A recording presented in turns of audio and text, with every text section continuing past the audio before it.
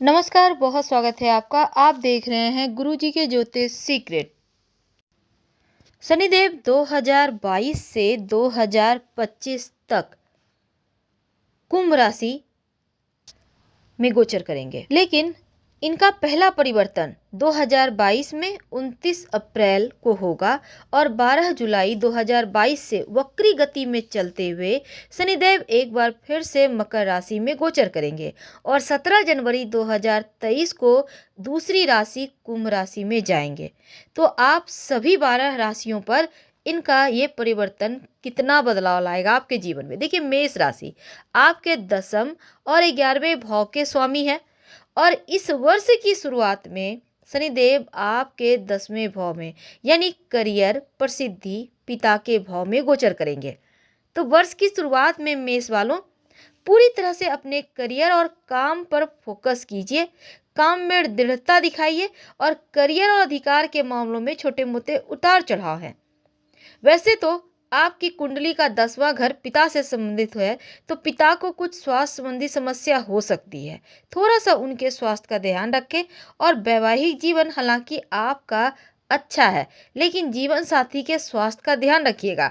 और अगर कोई बड़ा फैसला लेना हो तो बिना जीवन साथी के सलाह के ना लें। वृषभ राशि आपके शनिदेव 9वें और 10वें भाव के स्वामी है और शुरुआत में शनि आपके 9वें भाव में है, यानी कि उच्च शिक्षा अध्यात्म के भाव में है, भाग्य भाव में। इसके बाद 29 अप्रैल को वो आपके दसम भाव में जाएंगे।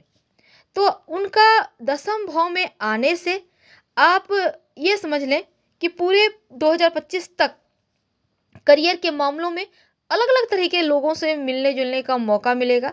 लेकिन शनिदेव आपके दसम भाव में गोचर कर रहे हैं, तो लक्ष्य के प्रति आप प्रगति चाहते हैं ना, उसमें थोड़ा सा बाधाएं देंगे।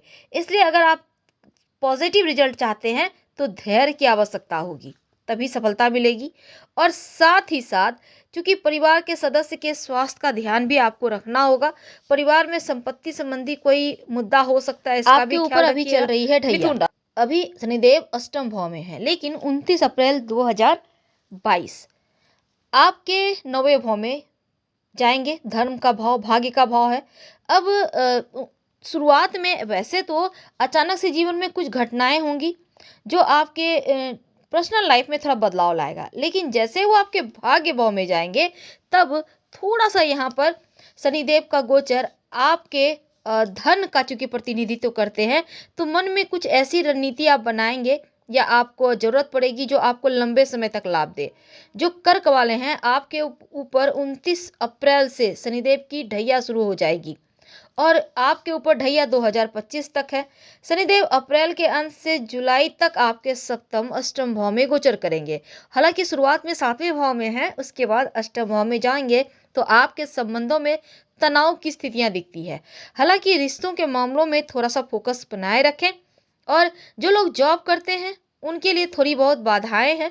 और इस समय अगर आप व्यवसायी हैं तो आप लगेगा जैसे कि सब कुछ होते हुए भी आप अकेलापन महसूस करेंगे। तो थोड़ा सा स्वास्थ्य के दृष्टि से भी सावधान आपको रहना होगा। ढैया चल रही है तो थोड़ा सा ध्यान दें। सिंह राशि शनिदेव आपके छठे भाव और सप्तम भाव के स्वामी हैं और इसमें आपके छठे भाव ऋण, रोग, चोट, ऋण, कर्जे, शत्रु के भाव में है। और 29 अप्रैल से जुलाई तक आपके सप्तम भाव विवाह स्थान पर पार्टनरशिप के स्थान में रहेंगे। नौकरी करते हैं तो थोड़ा सा आप कुछ चीज़ों को बेहतर करने की आवश्यकता है। जिम्मेदारियां थोड़ी सी और आपको प्राप्त होगी। जो लोग व्यवसायी हैं, प्रतियोगिता की वजह से थोड़ी बहुत चुनौतियां हैं। हालांकि स्वास्थ्य के मामलों में आप पुराने स्वास्थ्य संबंधी मुद्दों को लेकर ज़्यादा सावधान रहें। और इस समय विवाहित जो लोग हैं उनको जीवन में थोड़ा बहुत उथल चढ़ाव दिखते हैं, इसका भी ख्याल रखना चाहिए। कन्या राशि आप 5वें भाव और चूंकि शुरुआत में आपके पंचम भाव जो उसका शिक्षा, रोमांस, रचनात्मकता का भाव है और इसके बाद 29 अप्रैल 2022 में वो आपके छठे भाव में आएंगे, रोग, चोट, ऋण, कर्जे, शत्रु के भाव में। तो शनिदेव 2022 से 2025 तक आपके अंदर लक्ष्य की और उत्साहजनक प्रगति आपको करवाएंगे, एक उत्साह देंगे। अगर आप जॉब करते हैं तो भविष्य में अपने विकास की संभावनाओं को लेकर आप अच्छा परफॉर्मेंस करेंगे। वैसे तो औसत परिणाम है, लेकिन निराश मत होइए, क्योंकि यहाँ पर एकाग्रता में विद्यार्थियों को थोड़ा सा असर पड़ रहा है और गलत लोगों की संगति, बुरी आदतों से दूर रहें। थोड़ा सा स्वास्थ्य का ध्यान रखें। तुला राशि, आपके ऊपर अभी चल रहा है ढैया। 29 अप्रैल से आपकी ढैया समाप्त होगी। हालांकि शनिदेव अभी आपके चौथे घर में है, माता का भाव, शांति भाव जिसको कहते हैं। इसके बाद पंचम भाव यानी शिक्षा, रोमांस, रचनात्मक भाव में जाएंगे। तब अप्रैल यानी 29 अप्रैल से जुलाई 12 जुलाई तक आपके पंचम भाव में गोचर करेंगे। तो यहाँ पर क्या होगा, शनिदेव आपके जीवन में निर्माण करवाएंगे आपसे। माँ की तरफ थोड़ा ध्यान भी है, माँ के स्वास्थ्य का ध्यान रखिएगा। हालांकि इस समय आप घर या अपनी माँ के साथ रहना पसंद करेंगे और इस समय शनिदेव दूरी का प्रतिनिधित्व कर रहे हैं, तो इसके प्रभाव के कारण थोड़ा सा आप अपनी मातृभूमि से कुछ समय के लिए दूर जा सकते हैं। थोड़ा खर्चों पर भी कंट्रोल रखिएगा। वृश्चिक राशि, आपके ऊपर अभी 29 अप्रैल से ढैया शुरू होगी। तो यहाँ पर आपके लिए शनिदेव औसत परिणाम लाएंगे, क्योंकि अगर आप बिजनेसमैन हैं तो थोड़ा सा बदलाव है। हालांकि यदि आप पार्टनरशिप में कोई काम करना चाहते हैं तो आपके या फिर पहले से कर रहे हैं तो पार्टनर के साथ रिश्तों को बेहतर बनाएं।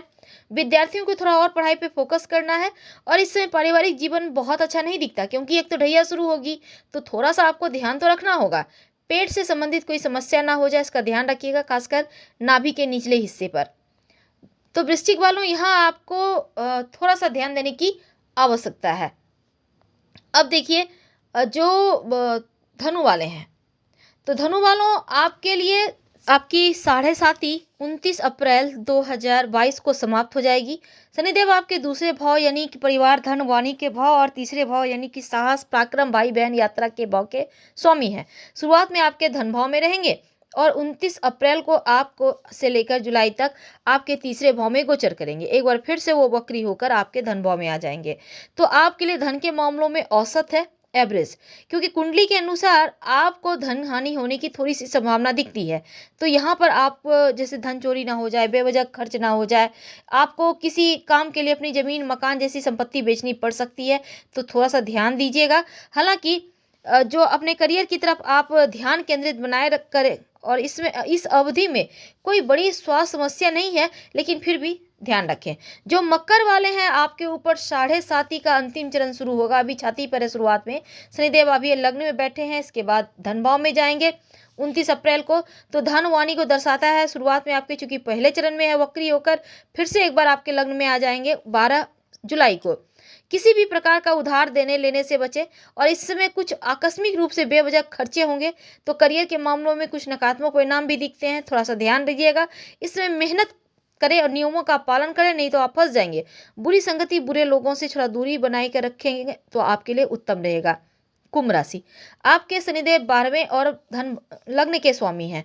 तो कुंडली का 12वां भाव विदेश भाव है, खर्च मोक्ष का दर्शाता है और अभी आपके ऊपर चल रही है शनिदेव का साढ़े साती का पहला चरण। 29 अप्रैल 2022 से आपके चूंकि यहाँ पर देखिए, जैसे ही आपके लग्न में आएंगे आपकी छाती पर साढ़े साती चलना शुरू हो जाएगा और यहाँ आपके लिए छोटी छोटी अवधि का कोई यानी कि लंबी दूरी की यात्रा वगैरह करवाएंगे। संबंधों के लिहाज से कुछ चीज़ें उभर सकती है। हालांकि थोड़ा सा आपका परिवार का सदस्य का स्वास्थ्य का ध्यान रखिएगा। जीवन साथी और बच्चों के आंख से जुड़ी समस्या हो सकती है, इसका भी ध्यान रखिएगा। और इस समय आपको अपने स्वास्थ्य और खान पान का भी विशेष ध्यान रखना चाहिए। तो अब बात करते हैं मीन राशि की। मीन वालों आपके 11वें भाव और 12वें भाव के स्वामी हैं और कुंडली का 11वां भाव सामाजिक जीवन, मित्र, आय, इच्छा और 12वां भाव विदेश, व्यय, मोक्ष का है। तो आपके लिए अभी वर्तमान में 11वें भाव में है। 29 अप्रैल 2022 को वो आपके जो 12वें भाव में जाएंगे तो क्या होगा ना, आपके ऊपर साढ़े साती शुरू हो जाएगी। तो इस समय करियर की तरफ आप प्रभावी ढंग से फोकस करें और अगर आप प्रतियोगिता परीक्षा की तैयारी कर रहे हैं, आप विद्यार्थी हैं, तो थोड़ा और मेहनत करें। गलत लोगों की संगति से, बुरी आदतों से बाहर निकलें।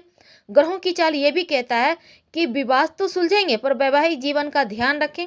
अपना भी हृदय पेट की समस्या से बचना है आपको, क्योंकि साढ़े साती शुरू होगी तो लापरवाही आप नहीं कर सकते। जितना ज़्यादा हो सावधान रहिए और छोटी छोटी चीज़ों को नजर डालेंगे। हर हर महादेव। धन्यवाद।